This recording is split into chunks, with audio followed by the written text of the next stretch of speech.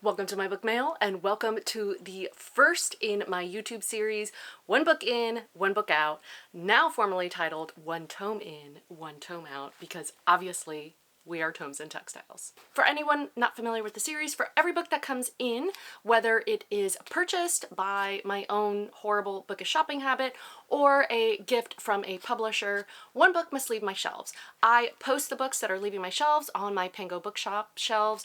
They are linked down below. If you are new to Pango, you can use my affiliate link and code Tomes and Textiles and get $5 off your first purchase. Hopefully it will be taking one of these books off my hands. If you just want to go shop my shelves, those are also linked below. We have quite a bit of book mail to get through, and I do want to premise this by saying I'm doing all of my January books at once, but this will turn into more of a vlog type of situation where every day I'll just open my book mail and we'll count out those books themselves. In this series, I am going to just go through all my book mail and then we'll go through all the books I am getting rid of subsequently.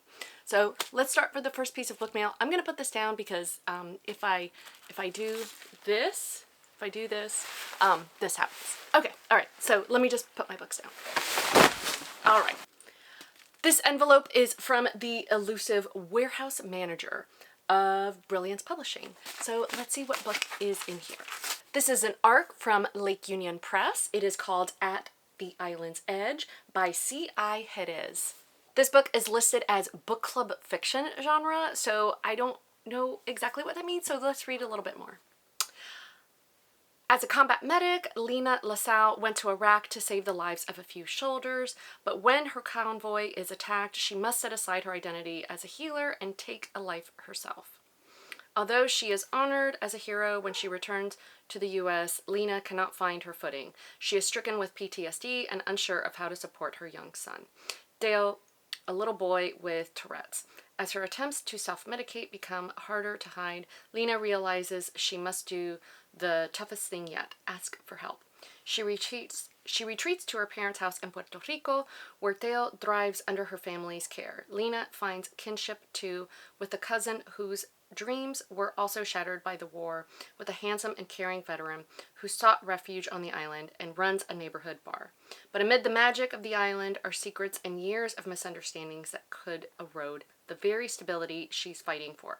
Hope lies on the horizon, but can she keep her gaze steady? So this book releases March 18th. It is book club fiction, but part of the story is set in Puerto Rico, has a Puerto Rican main character, and I'm very excited to read it. I'm pretty certain I know what this piece of book mail is, and I am really excited to open it. These are the new covers for the Las Leonas series from Adriana Herrera, a Caribbean heiress in Paris. An island princess starts a scandal. And the one I haven't read yet that I'm so excited, a tropical rebel gets the Duke. These covers are so stunning. I cannot thank my friends at Harlequin enough for these copies. There's also this little envelope in here, so let's take a look and see what they are. It's covered in hearts. It's so sweet. And included in here are postcards that show the original cover art that is so gorgeous. I'm not sure which one I'm more partial to tell you the truth, but thank you so much to Harlequin for these books. Randomly picking things up, this is from my friends at Penguin and it releases February 11th, 2025. And it's All or Nothing Veil by Andrea Beatriz Arango. This is a middle grade novel. I have loved Andrea's first two middle grade novels and I cannot wait to read this one. Like, look at this young girl. Like, she's a fencer and she just looks so incredibly fierce. Let me read a little bit about it. Oh my gosh, and then look at the back cover, how absolutely adorable it is. So Andrea's novels are written in verse, and this one is No One Knows Hard Work and Dedication Like Valentina Camacho. And Vale's thing is fencing. She's a top athlete at her fencing gym, or she was until the accident. After months away, Vale is finally cleared to fence again, but it's much harder than before. Her body doesn't move the way it used to, and worst of all is the new number one, Mirka. When she sweeps Vale aside with her perfect form and easy smile, Vale can't accept that. But the harder Vale fights to catch up, the more she realizes her injury isn't the only thing holding her back. If she can't leave her accident in the past, then what does she have to look forward to? In this moving novel from the Newbery Honor-winning author of Ivelisse Explains It All, one girl finds her way back to her life's passion and discovers that the sum of your achievements doesn't amount to the whole of you. Next up, we have this envelope. I'm not sure who it's from, so let's just go ahead and open it. This is from Cuban-American poet and author Margarita Engel. This is her upcoming book, Island Creatures, and it releases in July of 2025. I am Cuban-American, and I relate so hard to Margarita's characters and everything that they go through and how they view the islands through their particular lens. I cannot wait to read this one. Like I said, Margarita is a poet, and this is a novel in verse, so let me tell you a little bit more about it. Every day, Vida returns to the creatures at the Wildlife Rescue Center and dreams of her childhood in Cuba, where she and her best friend, Adan, adventured through the island, rescuing animals from harm. Unbeknownst to her, Adan has also moved to Florida and is feeling trapped in his new home, buffeted by the stormy fights between his abuelo and papi. When a chance encounter with a captive fox leads to their reunion, Vida and Adan are able to find refuge from the cruelty that surrounds them in their soaring, rekindled romance. Their love reaches new heights as they work together at a zoo that rescues rare species, but soon they realize that this peace is only temporary. Much like the wildlife they want to protect, Vida and Adan are caught in a cycle of distrust and heartlessness. As old family grudges and painful memories come to light, will they and their families learn to heal and forgive each other for a brighter, kinder future? Margarita writes gorgeous YA novels in verse, and I am so excited to read this. Like, look how absolutely stunning. And one of my favorite birds is a flamingo, and like, look at that. So the next envelope is from Hachette. This looks interesting. A More Perfect Party by Juanita Tolliver. The night Shirley Chisholm and Diane Carroll reshaped politics. So this looks like a work of nonfiction. Let's see what they had to say. In 1972, New York Representative Shirley Chisholm broke the ice in American politics when she became the first Black woman to run for President of the United States. Chisholm left behind a coalition-building model personified by a once-in-an-era Hollywood party hosted by legendary actress and singer Diane Carroll, and attended by the likes of Huey P. Newton, Barbara Lee, Berry Gordy, David Frost, Flip Wilson, Goldie Hawn, and others. In A More Perfect Party, MSNBC political analyst Juanita Tolliver presents a path to people-centered politics through the lens of this soiree, with surprising parallels to our current electoral reality. Chisholm worked the crowd of movie stars, media moguls, music executives, and activists gathered at Carroll's opulent Beverly Hills home, forging relationships with laughter as she urged guests to unify behind her campaign. With the feminist movement on the rise and 18 to 20-year-olds voting for the first time in American history, the Democratic Party and the nation were on the cusp of long overdue change. A More Perfect Party explores this monumental coming together. Chisholm discussed voter turnout and community engagement with Huey P. Newton. She called on leaders of the feminist movement to fortify their support for the sole woman in the race, and her interviews with David Frost challenged media narratives about who is automatically deemed a capable leader. Our next envelope is from my friends at Burrow Press. They are a small press located in Orlando, Florida, and they reached out to me to send me this book because this is their Latine offering this year. I'm so excited. So they sent me 2 of their poetry works by Latine authors. The first is coming up. It is called Dormilona, which, if you don't know the meaning of that, it's kind of like sleepyhead in Spanish. My mother called me that a lot as a child. They have this fantastic Screw Amazon sticker, and they sent me a bookmark. Dormilona is releasing April 22nd, 2025. Dormilona is a bilingual book of poetry exploring dream states, distance, and the rituals of sleep in Venezuelan culture.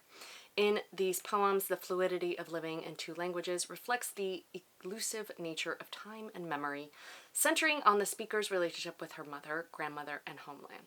The ancient forests around Mount Roraima and the bright pink sands of Playa Colorado inhabit her dreams, and in these topographies she finds harmony with the patterns of brain waves in her sleep studies, meaning both nightgown and sleepyhead In Venezuelan Spanish, Dormilona weaves a neural network linking sleep to language, memory, family, geography, and history. And if that doesn't sound like a poetry collection worth picking up, I don't know what does. The next is a finished copy of Ariel Francisco's All the Places We Love Have Been Left in Ruins. Like, look at this cover. Let me tell you a little bit about this. In his fourth collection of poems, Ariel Francisco mourns a Miami already ruined by climate change and development and meditates on the future ruins of a city reclaimed by the sea. From constant flooding to the construction of a bulking Margaritaville on Hollywood Beach, Francisco weaves an elegy to a city in existential limbo with a blend of anger, humor, sadness, and insight. This sounds incredible. Thanks so much to my friends at Burrow Press for both of these poetry collections. This next envelope is from Publicity Prose. I'm so excited for this book. This is On the Wings of La Noche by Vanessa L. Torres. This is out on Knopf Publishing. It's coming out tomorrow, which is, obviously today is the 28th, the day before. But I started this, and this is a fascinating YA fantasy. Let me read a little bit about it. Death waits for Noche Villanueva. Noche's world is falling apart because the love of her life is dead. Noche is a lechuza, an ethereal black owl responsible for carrying the souls of the dead to the afterlife. But she now ignores that duty, choosing instead to visit Dante's spirit every night. The two of them speak for hours, two girls in love, tethered to infinite possibilities, but death spares no one, not even the dead. With each passing day on Earth, Dante's soul is at risk of disappearing forever, but Noche cannot let her go, not even when someone new makes her heart thrum like it did once before. Jack Spang is the new kid in town, another science nerd like Noche. They connect in a way she can't ignore. For the first time, Noche begins to imagine a life without Dante. Then she finds herself at risk of losing both Jax and Dante, and Noche is forced to question her purpose as a lechuza and everything she has ever believed in. Achingly romantic, On the Wings of La Noche is a story about the first and second loves and of everlasting love that defies death itself. This is a queer YA romantasy steeped in Mexican folklore. We've got another book from my friends at Penguin Random House, this one released on January 14th. I requested Water Moon by Samantha Soto Yambo for one reason and one reason only. So the cover actually has a blueprint to fold it up into a origami paper boat, and I have been doing origami since I was a teen, so I was very intrigued by this. And then just look at how absolutely stunning the naked book is. It's this beautiful matte finish. They really went all out for this story, and I am actually intrigued about the premise too. Let me just read a little bit. Oh, and before I start that, these are the instructions on how to fold the cover. They're like right inside. Let me tell you a little bit about the book. On a back street in Tokyo lies a pawn shop, but not everyone can find it. Most will see a cozy ramen restaurant. And only the chosen ones, those who are lost, will find a place to pawn their life choices and deepest regrets. Hana Ishikawa wakes on her first morning as the pawn shop's new owner to find it ransacked, the shop's most precious acquisition stolen, and her father missing. And then into the shop stumbles a charming stranger, quite unlike its other customers, for he offers help instead of seeking it. Together, they must journey through a mythical world to find Hana's father and the stolen choice. By way of rain puddles, rides on paper cranes, the bridge between midnight and morning, and a night market in the clouds. But as they get closer to the truth, Hana must reveal a secret of her own and risk making a choice that she will never be able to take back. So this sounds beautiful inside and out, and I cannot wait to dig in. And I know what this yellow envelope is. This is for my friends at Feminist Book Club. If you don't know about Feminist Book Club, then let me tell you about them. I have been an affiliate with them for 5 years, like making this my most long-standing affiliation, because they really do strive to create an intersectional feminist environment. They are now employee owned, and in this world where we are talking about corporations and where they lean, Feminist Book Club is truly an intersectional feminist book club and business.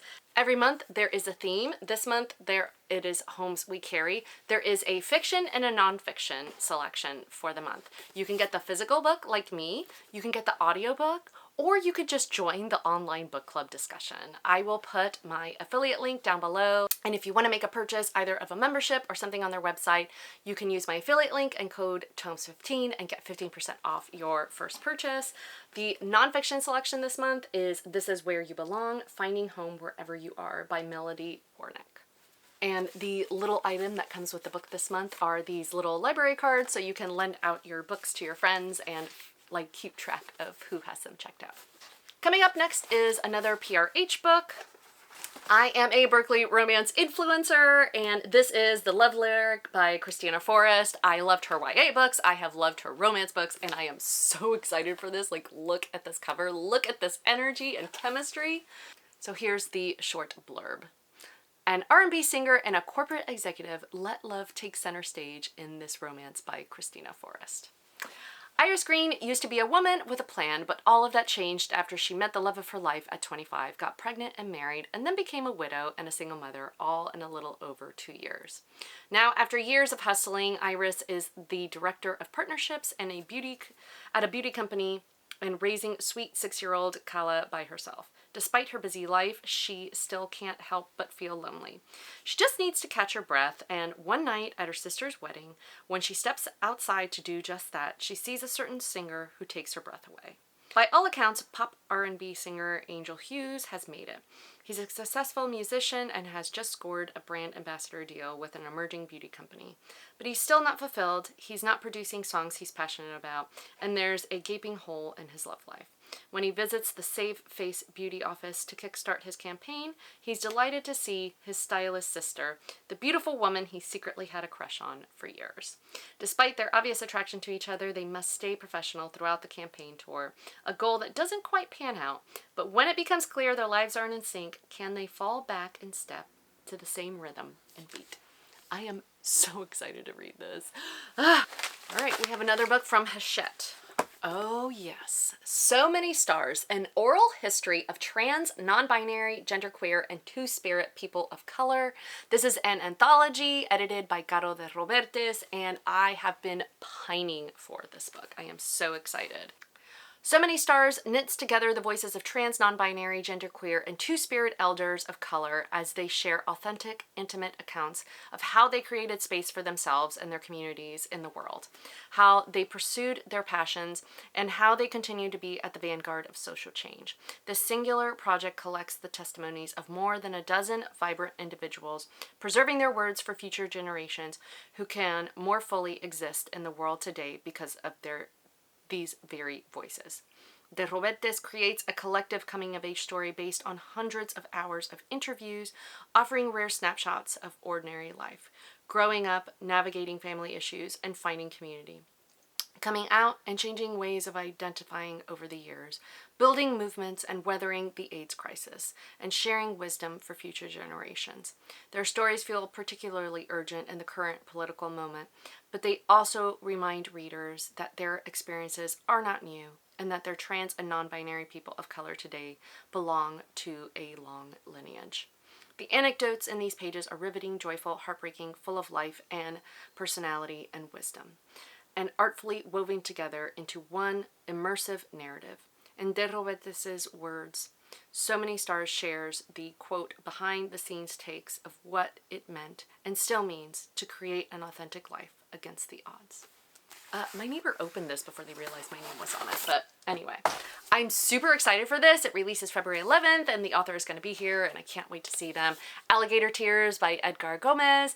I loved High Risk Homosexual, their memoir, and this is another memoir, and I cannot wait to read it. I love this little blurb before the synopsis. In Florida, one of the first things you're taught as a child is that if you're ever chased by a wild alligator, the only way to save yourself is to run away in zigzags. It's a lesson on survival that has guided much of Edgar Gomez's life. Like the night his mother had a stroke while he and his brother stood frozen at the foot of her bed, afraid she'd be angry if they called for an ambulance they couldn't afford, Gomez escaped into his mind, where he could tell himself nothing was wrong with his family. Zig. When years later, as a broken college student, he got on his knees to put his sandals on tourist smelly, swollen feet for minimum wage at the flip-flop shop.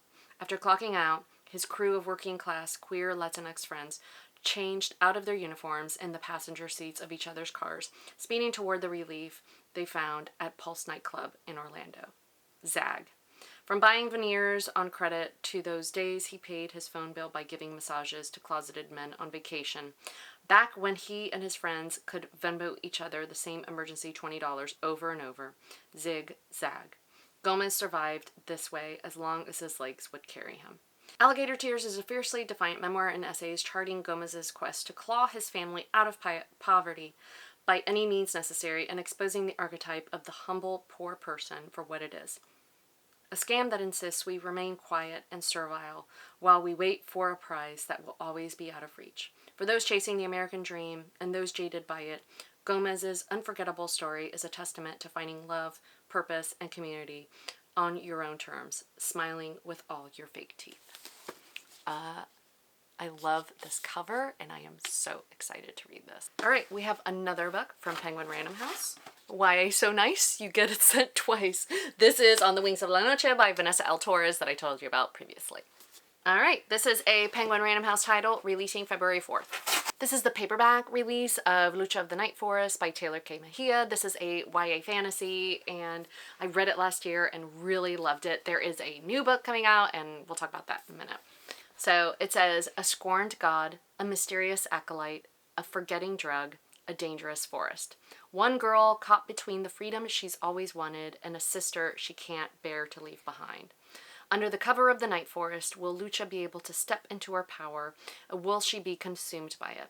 And will her sister, Liz, survive long enough to find out? Return to the world of treacherous gods, majestic creatures, and unlikely heroes is the second book, which is called Lucha of the Forgetting Spring, which is coming out soon. This is another PRH package. Like I said, I'm a Berkeley romance influencer, and this is I Got Abducted by Aliens, and Now I'm Trapped in a Rom-Com by Kimberly Lemming. I have loved every single book I've read in this series, and I cannot wait. Like, look how bonkers it is with the dinosaur in the back. Let me read a little bit about it. Dorothy Valentine is close to getting her PhD in wildlife biology, and when she's attacked by a lion, on the bright side, she's saved. On the not so bright side, it's because they're abducted by aliens. In a recent scramble to get away, Dory and the lion commander escape pod and crash land on an alien planet that has dinosaurs? Dory and her new lion bestie, Toto, are saved in the nick of time by a mysterious and sexy alien soul. On their new adventure, they team up with the equally hot and far more dangerous Locke, who may or may not be a war criminal. 3 poorly aimed love darts later, Dory can't resist the 2 aliens, who are very happy to explore their explosive sexual tension. As this ragtime group of misfits explore their new planet, Dory learns more about how and why they've all ended up together, battles more prehistoric creatures than she imagined 0, and question if she even wants to go back home to Earth in the steamy, laugh-out-loud, funny alien romance adventure comedy romp. Kimberly never disappoints. This envelope is from Simon & Schuster. This book is from my friends at Primeros Sueños Press. It is the book of shadow work, Unlock the True You, the Must-Have Guide to Inner Healing and Authenticity by Kayla Shaheen. And I love the work that she puts into all of her shadow work journals and books. And on the back it says, how much of yourself have you yet truly seen? Just look at how gorgeous this envelope is. This is from Dorothy Perkins Velez, who wrote Take My Hand. It's called Happy Land. It releases April 8th, and look at the stunning, stunning cover. Let me tell you a little bit about Happy Land. Nikki Berry hasn't seen her grandmother in years due to a mysterious estrangement inherited from her mother. So when the elder calls out of the blue with an urgent request for Nikki to visit her in the hills of western North Carolina, Nikki hesitates only for a moment. After years of silence in her family, she's determined to learn the truth while she still can. But instead of answers about the recent past, Mother Rita tells Nikki an incredible story of a kingdom on that very mountain and of her great-great-great-grandmother, Luella, who would become its queen. It sounds like the makings of fairy tale, royalty among a community of freed people.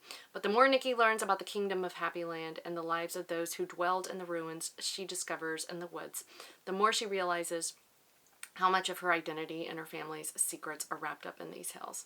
Because this land is their legacy, and it will be up to her to protect it before it, like so much else, it's stolen away. Inspired by true events, Happy Land is a deeply transporting exploration of all the ways we are shaped by our origins and of the audacious courage it takes to dream. All right, and our last piece of book mail is from Simon & Schuster. This is Build a Girlfriend by Elba Luz. This is out on Simon Teen now, and let me read a little bit about it. To the surprise of no one, Amelia Hernandez is once again single. It's her family curse at work. Whether it's by heartbreak, scandal, or even accidental death, every romantic relationship that a Hernandez woman has will meet its demise eventually. And that may be fine with Amelia's sisters, Mom and Anne's, but it's definitely not fine with Amelia. Convinced that she is the problem, Amelia decides to embark on an ex retrospective, tracking down her exes, finding out where she went wrong, and using the information to finally become unbreakable for whenever her next relationship comes along, because Amelia is determined to be free of the family curse and her family. However, when Amelia is unwillingly reunited with Leon, the ex to end all exes, she can't resist having a little revenge on that side too. After all, what better way to test out her new perfect girlfriend persona than on the boy who broke her heart? But old love dies hard, and as Amelia's feelings grow more complicated, she suspects that she may be in for more than she bargained for. This YA contemporary rom-com sounds so cute. Let's start with the coolest piece of book mail. Do you know what this is? Look at this gorgeous box that Harper put together for Death of the Author by Nnedi Okorafor. I have loved their books so incredibly much. Like, look at these gorgeous sprayed edges. What an amazing piece of art. Like, this box is everything. Let me read a little bit. It says, "The future of storytelling is here." Oh my gosh, these end papers. In this exhilarating tale, oh my gosh, look at the naked book, Rusted Robots. Let me read a little bit about the book. Disabled, disciplined to marry, and more interested in writing than a lucrative career in medicine or law, Zelu has always felt like the outcast of her large Nigerian family. Then her life is upended at her sister's lavish Caribbean wedding when she's unceremoniously fired from her university job, and to add insult to injury, her most recent book is rejected by yet another publisher. With her career and dreams crushed in one fell swoop, she decides to write something just for herself. What comes out is nothing like the quiet literary novels that have peppered her unremarkable career. It's a far future epic where androids and AI wage war in the grown-over ruins of human civilization. She calls it Rusted Robots. When Zelu finds the courage to share her strange story, she does not realize she is about to embark on a life-altering journey, one that will catapult her into literary stardom, but also perhaps obliterate everything her book was meant to be. From Chicago to Lagos to the outer reaches of space, Zelu's novel will change the future not only for humanity, but also for robots who come next. A book within a book that blurs the line between writing and being written. Death of an Author is a masterpiece of metafiction that manages to combine the razor-sharp commentary of Yellowface with the heartfelt humanity of Tomorrow and Tomorrow and Tomorrow. Surprisingly funny, deeply poignant, and endlessly discussable, this is at once the tale of a woman on the margins risking everything to be heard, and a testament to the power of storytelling to shape the world as we know it. So I received 20 books from publishers this month, so let's go through the books I will be unhauling on my Pango Bookshop. It is January 31st, and guess who filmed her content too early?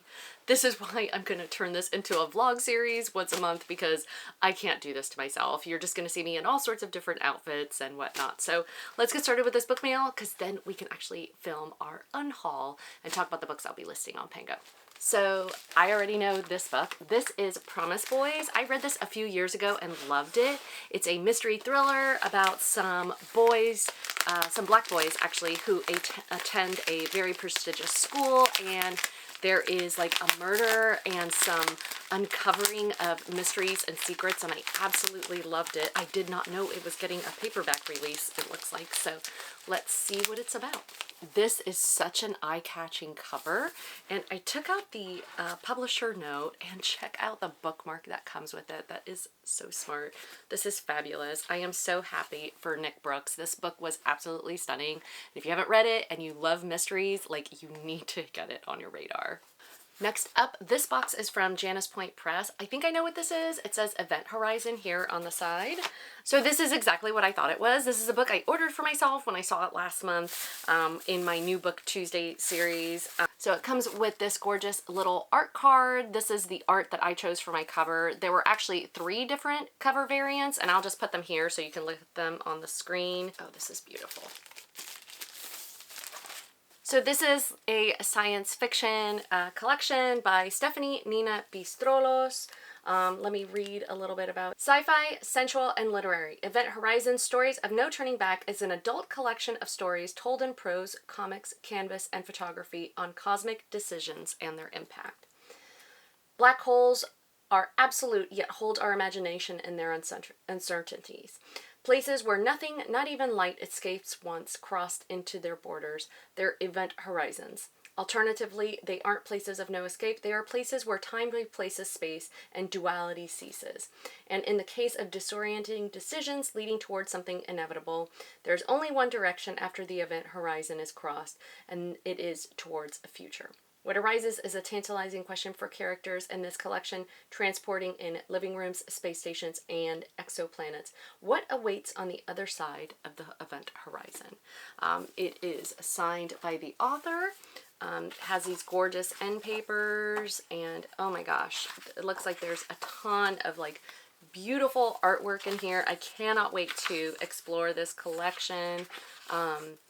And this is a Latinx author and Latinx sci-fi collection. There are so few of this in the world. I had to support it as soon as I saw it, so I can't wait to read it and report back to you.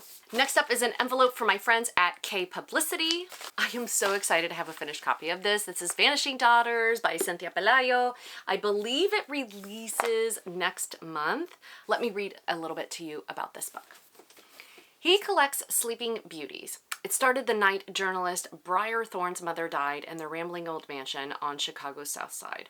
The nightmares of a woman in white pleading to come home, music switched on in locked rooms, and the panicked fear of being swallowed by the dark.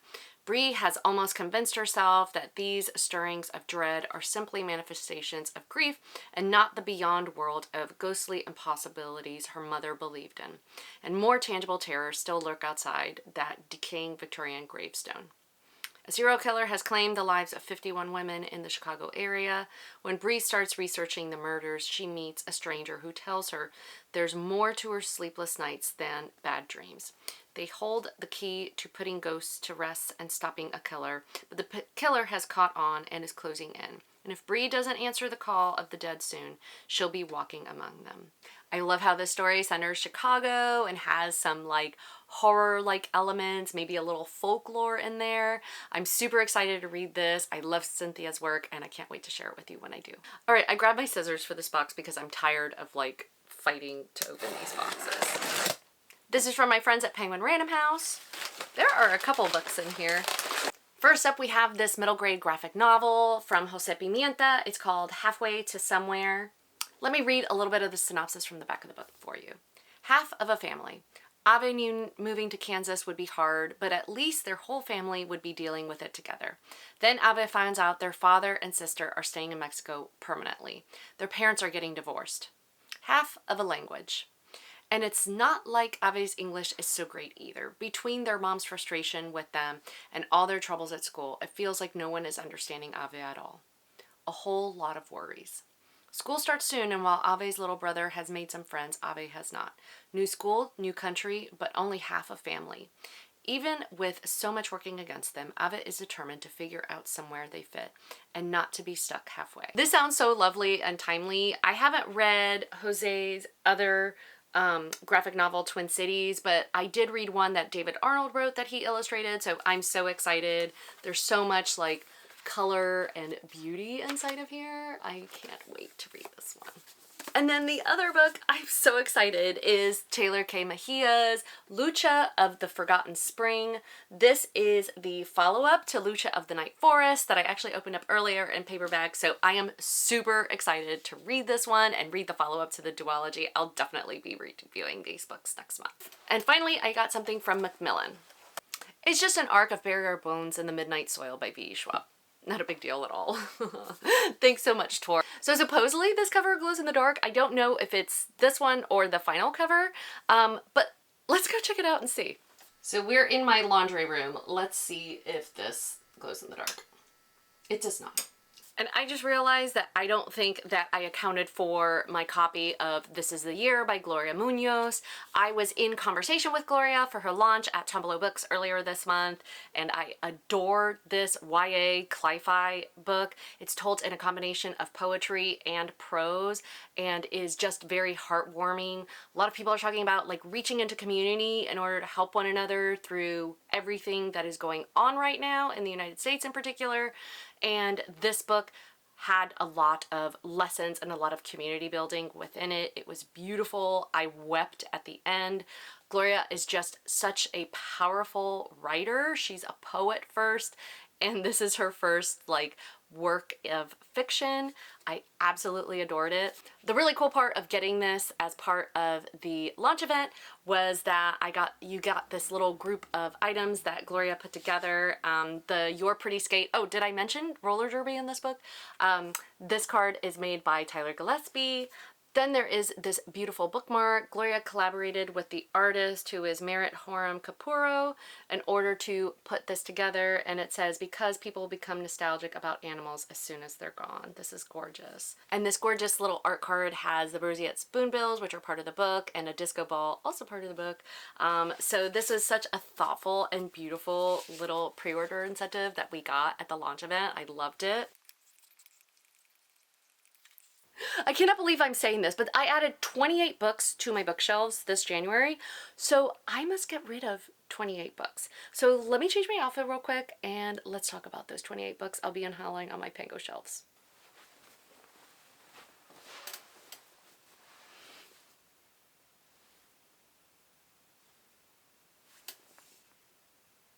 So I have 28 books I need to unhaul to my Pango bookshop, which is linked down below, and let's just get started with it. So earlier I unboxed a copy of An Island Princess Starts a Scandal, and spoiler alert, I already had a copy that I purchased at Steamy Lit that is actually autographed by Adriana, so I will be posting this on Bookshop for someone who wants to get the updated covers. This book is very sapphic, very steamy, and it is phenomenal. It is part of the Las Leonas Sisters series. It's the middle book, but you know, if you don't mind spoilers, it's romance after all. Like, you know what happened in the first book. I highly recommend you pick it up. I also have a number of Latine books that I have loved that I have duplicated on my shelves. I either have both the paperback and the hardback, and so I am trying to kind of cull those down so I don't have to add another bookshelf. The first one is called The Man Who Could Move Clouds by Ingrid Rojas Contreras. This is the paperback. It is a memoir. This is about Ingrid's grandfather, who was a curandero in Colombia, and she travels there with her mom, and there's like a series of events that leads them to their journey.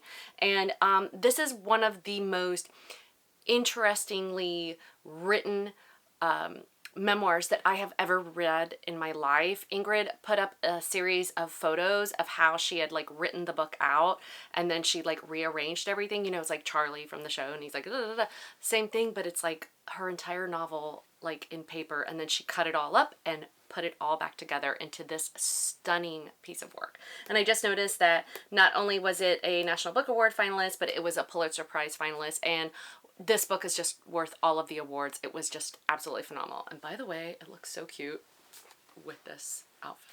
Next up, we have the paperback of How Not to Drown in a Glass of Water by Angie Cruz. This was one of the most like transformative pieces of fiction I have ever read. The character is Cara Romero, and the story is told in this format of interviews that Cara is doing during the economic downturn in like, you know, 2010 or so. This is done in a series of job interviews that Gara is doing with her counselor.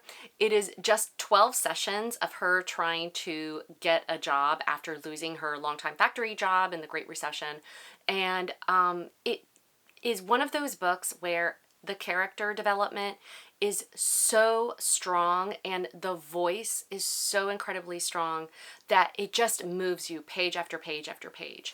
Chismosa, like the neighborhood gossip, and is just like, I just had such a strong disdain for her at the beginning of the book, and I was just weeping at the end of the story. There was just reveal upon reveal, and just like the way that Angie can humanize a character. I'm a very strong believer that you don't have to like a character in order to like enjoy reading a book. And this is a book that there is just such a tremendous payoff when you learn about Gara's background. Next up is a paperback copy of Neruda on the Park by Cleves Natera.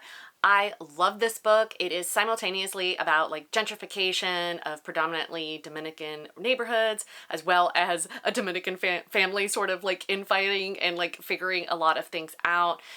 It had huge heart, Dominican main characters, Dominican family, just beautiful storytelling, and just the way she finds to expose how gentrification like pulls neighborhoods apart was just so incredibly powerful. And like, I love this book so much. I just have the hardcover on my shelf, so someone should pick up the paperback. And finally, there is Furia by Shamil Said Mendez. Shamil is one of my favorite authors, and this book is a YA feminist soccer lover's dream. And if you don't love soccer, this book will make you love soccer. Camila has to deal with the pressures of like her mother's expectations and like what school and the sport needs of her. And it is just a beautiful and empowering story, not just for teens. I think a lot of adults can pull a lot out of this. And this was, I guess, a Reese's YA book club pick, but it was a Pura Belpre honor award book too. And like, Shamil just deserves all the honors. Her books, every one is better than the last. We have touched on my books in storage. So some of these are not books from back here. Some of these are just books that I had in storage that I am going through, and I either remember nothing or very little or have not read them. So I'll try to remember which is which. So first up we have Mademoiselle Revolution by Zoe Sivak. I don't remember reading this. Let's see. Powerful, engrossing story of a biracial heiress who escapes to Paris when the Haitian Revolution burns across her island home. But as she works her way into the inner circle of Robespierre and his mistress, she learns that not even oceans can stop the flames of revolution. This actually sounds pretty good. I just do not read a lot of historical. I loved The Witch's Heart by Genevieve Gornichek, and I picked up The Weaver and the Witch Queen and never read it. So I've had this on my shelves a couple years and I haven't read it. And I'm of the mindset that if I've had the book longer than like 2 years and haven't read it, I will probably either pick it up or never pick it up, but I do need the room on my bookshelf, so hopefully someone can make some space on their shelves for this one. If you love the intersection of food and culture, then Bite by Bite by Amy Nezahakomuktatil is definitely the book for you. This book is a gorgeous reflection on her favorite foods and how they have influenced her life, or like family history surrounding the food. And the really great thing is that it has these like really beautiful illustrations of all the food throughout, and it's a lovely read, very life affirming. This is Songlight by Moira Buffini, and I must have blacked out and bought this at some point. It says they are coming for those who shine, so it seems like if you need something that is hopeful and makes you feel less powerless in the world, this might be the book for you. So I had a collection of Julia Ember novels that I actually sold, I think late last year on Pango, and I found the last one that I couldn't find. It's called The Tiger's Watch. If you like queer fantasy, these are very inventive. I think that they were like self-published or published on a very, very small press, Harmony Inc. And this is the first book in the series, so if you are looking for these or looking for something queer from like maybe 10, 12 years ago, definitely check out this book. I have a couple book of the month selections that I wanted to get rid of. My copy of Luster, a novel by Raven Leilani, as well as The Boy in the Red Dress by Kristen Lambert. I love both of these books, but I'm trying to like disavow myself of Book of the Month editions, so I'm just going to go ahead and list these. So hopefully someone can add them to their shelves and enjoy. The next book I'll be unhauling is The Double Life of Benson Yu by Kevin Chong. This is a metafiction that follows a graphic novelist who sort of starts losing control of his life, and it sounded so interesting. I just haven't gotten to it, and I need the space. Then we have Wound by Oksana Vaziakina. It's translated from Russian by Elena Alter. I think I was really interested in this book. It's about a young queer woman's journey across Russia to inter her mother's ashes and to understand her sexuality, femininity, and grief. Yet another book I ended up with a bunch of copies of is Camp Zero by Michelle Min Sterling. This is a near future northern settlement. The fates of a young woman, a professor, and a mysterious collective of climate researchers collide in this mesmerizing and transportive debut novel. So this is a climate change centered fiction. It was really great, and again I ended up with like 3 or 4 copies of it, so I just make it some room. So we are halfway through my unhaul and I need to go find some books, so I'll be right back. We have a poetry collection from Amber McBride. This is called Thick with Trouble. I absolutely love this. This is like a beautiful collection. If you haven't read Me Moth by Amber McBride, I highly recommend it. It is a YA novel in verse that like blew my mind, and it's like the hardest I've ever cried in a book. This collection is very like feminist. It's very black. It's just a gorgeous collection. Amber is such a talented poet. The next book I'm unhauling is A Love Song for Wiki Wild by Tia Williams. I started reading it, I couldn't jive with it, and I just figured that a lot of people love her work, and so I would just get this on the shelves and read it at another point in the future, maybe on audio. Then I'm unhauling the paperback of When I'm Gone, Look for Me in the East by Quan Berry. I absolutely adored We Write Upon Sticks. I started this one, it wasn't 100% for me, and so if I ever do go back to it again, I may just do it in a different format. Flight Risk by Sherry Priest. This is the hardcover edition, and it is a booking agent's novel. I picked this up because there was a psychic travel agency. I have just never read it. I remember really enjoying The Other Black Girl, and I know that this book was pretty divisive. I just don't think I'm ever going to read it again, and wanted to make some room on my shelves and, you know, in my storage unit. For Everyone by Jason Reynolds should be read by everyone. This is a gorgeous, gorgeous piece of poetry that is just so hopeful and beautiful. This is the UK edition, and it's very graphic, and just it uses fonts like really well to convey the message of the poem. And I bought a bunch of copies of it and like gave it away, and I just found like 2 other copies that I had. I guess I didn't give them away, so hopefully someone will pick it up and enjoy it. And then what's really cool is that when you finish it, you can pass it on. You can just put someone else's name and give it to them as a gift. And then we have a book of nonfiction that I think is super relevant in this time and every time. It's called A Guide to Crushing Girlhood, Feminist AF. It's by Brittany Cooper, Chanel Kraft Tanner, and Susanna Morris. I love this book. It's very, you know, colorfully illustrated, like in the chapter headers and things like that. And there was just a lot of useful information. This is for like the teen age group, and I think that everyone could learn a little something from this one. And a little story time with what I'm about to share with you.